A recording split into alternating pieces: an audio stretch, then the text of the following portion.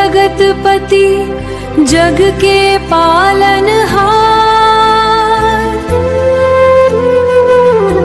आज मैं आपको भगवान विष्णु और लक्ष्मी माता की कहानी सुनाने वाला हूँ।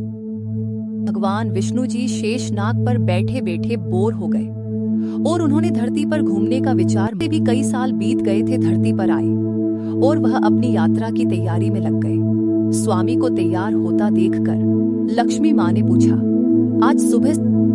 स्वामी को तैयार होता देखकर लक्ष्मी माँ ने पूछा, आज सुबह सुबह कहाँ जाने की तैयारी हो रही है?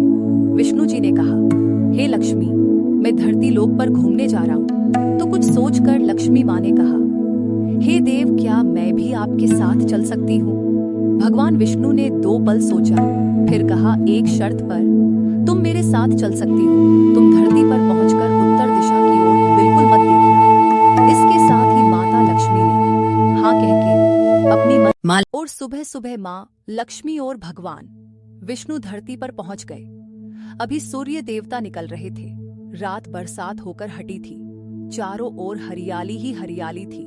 उस समय चारों ओर बहुत शांति थी और धरती बहुत ही सुंदर दिख रही थी। और माँ लक्ष्मी मंत्र मुग्ध होकर धरती को देख रही थी और भूल गई कि पति को क्या वचन देकर आई है। और चारों ओर देखती हुई कब उत्तर दिशा की ओर देखने लगी, पता ही नहीं चला। उत्तर दिशा में माँ लक्ष्मी को एक बहुत ही सुंदर बगीचा नजर आया और उस तरफ से भीनी भीनी खुशबू आ रही थी और बहुत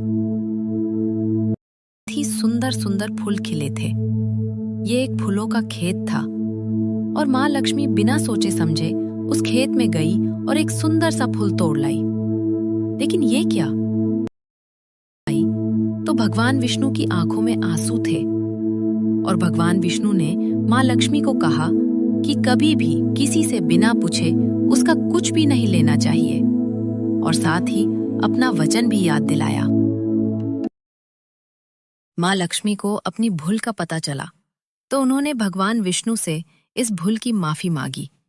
तो भगवान विष्णु ने कहा कि तुमने जो भूल की है उसकी सजा तो तुम्हें जरूर मिलेगी। इसी अभिशाप दी माता लक्ष्मी जी रोए। जिस माली के खेत से तुम नए बिना पूछे फूल तोड़ा है, यह एक प्रकार की चोरी है। इसलिए अब तुम 3 साल तक माली के घर नौकर बनकर रहो। उसके बाद मैं तुम्हें बैकुंठ में वापस बुलाऊंगा।